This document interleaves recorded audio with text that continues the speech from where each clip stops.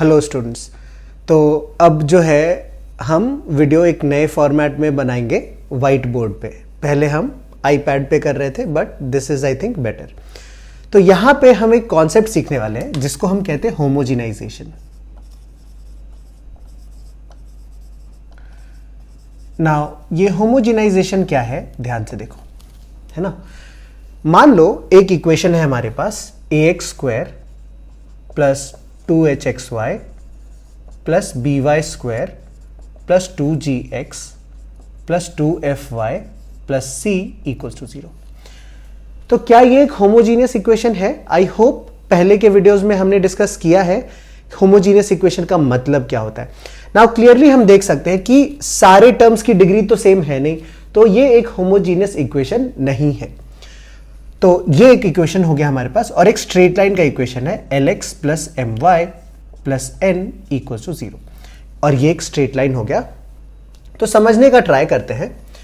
देखो, अगर ये x और y एक्सिस ले लिया ना हमने, और ये कोई भी कर्व है जो कि फर्स्ट वाले इक्वेशन से हमको मिल रहा है ना, और जो दूसरा वाला लाइन दिया हुआ है हमको, दैट इज लेट अस से दिस, ये इक्वेशन है सेकेंड वाले लाइन की।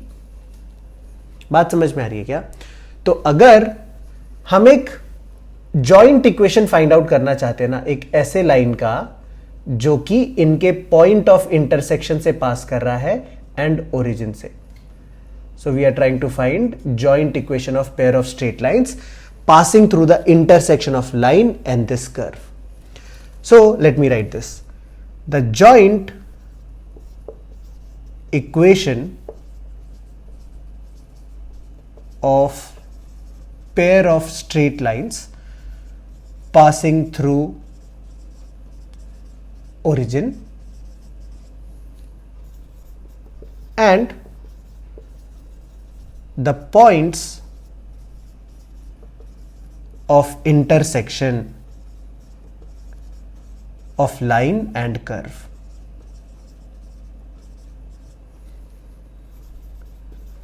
बेसिकली हम ये फाइंड आउट करना चाहते हैं, और इसी प्रोसेस को हम होमोजिनाइजेशन का नाम देते हैं।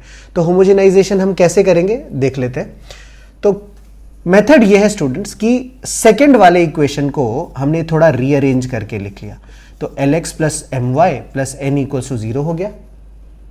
तो इस कांस्टेंट को ना हम लेटर से राइट में लेके आएंगे, तो हमको मिल जाएगा lx plus my equals to minus n। और अगर हम दोनों तरफ माइनस n से डिवाइड कर दें, मतलब dividing by minus n on both sides, तो हमको क्या मिल जाएगा? हमको मिल जाएगा l by n with a negative sign minus l by n x minus m by n y equals to 1। ये हो गया हमको 1 का वैल्यू, या फिर हम इसको ऐसे भी लिख सकते हैं। चलो, ये ब्रैकेट मैंने हटा दिया और इस तरह से हमारा ये एक्सप्रेशन मिल गया, 1 की वैल्यू मिल गई। तो अब ये जो फर्स्ट इक्वेशन दिया हुआ था ना, ये क्या बन जाएगा? इसको हम कैसे लिखेंगे? ax² plus 2hxy plus by² plus 2gx। Now यहां पे हमको कुछ करना है, तो 2gx को हम ना 1 से मल्टीप्लाई कर देंगे, और 1 का वैल्यू हमको जो अभी पहले वाले इक्वेशन में मिला था ना, लेटर से हमने इसको नंबर 3 कर दिया। इस नंबर 3 वाले एक्सप्रेशन से हम 1 की वैल्यू यहां पे पुट कर देंगे। फिर सिमिलरली 2fy वाला जो टर्म है ना, उसमें भी हमने 1 कर दिया मल्टीप्लाई, और जो कांस्टेंट टर्म बच रहा है वहां पे हमने 1 स्क्वायर से मल्टीप्लाई कर दिया। I hope this is clear students. तो अब देखो क्या होगा, हमारा इक्वेशन बन जाएगा ax² plus 2hxy plus by² plus 2gx into minus l by m x minus l by n x minus m by n y plus 2fy into minus l by n x minus m by n y, और plus c into minus l by n x minus m by n y का whole square equals to 0। ना अगर अब हम ध्यान से देखेंगे ना, तो देखो इस टर्म की डिग्री 2 है, ये सेकेंड टर्म की डिग्री भी 2 है, और इसकी डिग्री भी 2 है। ये तो पहले से ही 2 था। अभी जब ये मल्टीप्लाई होगा ना तो x into x x square हो जाएगा, मतलब ये भी डिग्री 2 टर्म बन जाएगा। x into y x y, ये भी डिग्री 2 टर्म, सिमिलरली ये भी डिग्री 2, और सारे टर्म्स हमारे डिग्री 2 के टर्म्स हो जाएंगे। तो क्या हम ये कह सकते हैं कि ये जो हमारा इक्वेशन है ये pair of straight lines passing through origin represent करने वाला है, because this is a homogeneous equation in 2 variables in 2 degree. So that is how ये जो डॉटेड लाइन से हमने रिप्रेजेंट किया ना स्टूडेंट्स, ये हमको मिल जाता है जब हम इस तरह से होमोजिनाइज करते हैं। तो ये काफी इंपॉर्टेंट कॉन्सेप्ट है और इसके ऊपर बेस्ड बहुत सारे क्वेश्चंस भी आते हैं, जिसमें कि हमको बहुत बार ये कहा जाता है कि ये कुछ एंगल दे दिया जाएगा हमको, लेट अस से बोला जाएगा दिस एंगल इज थीटा से 90 डिग्री या फिर 45 डिग्री, तो हम कैसे एक्सप्रेशन फाइंड आउट करेंगे। सो उसके आगे कुछ वैल्यूज हमको फाइंड आउट करने के लिए गिवन होगा, वो हम कर लेंगे। So that is what the process of homogenisation is. एक बार हम लोग रन थ्रू कर लेते हैं।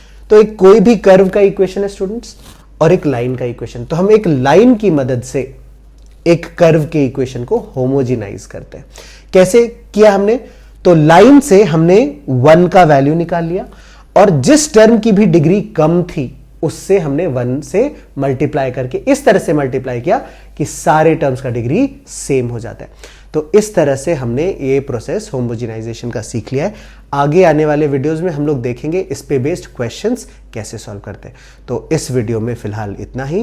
क्वेश्चन सॉल्व करो, रिवाइज करो कॉन्सेप्ट। अगर कुछ दिक्कत आती है तो you can always write it to me. So I hope this is clear. This equation is going to represent, so O ये है मान लो A और ये है B, the joint equation of OA and OB.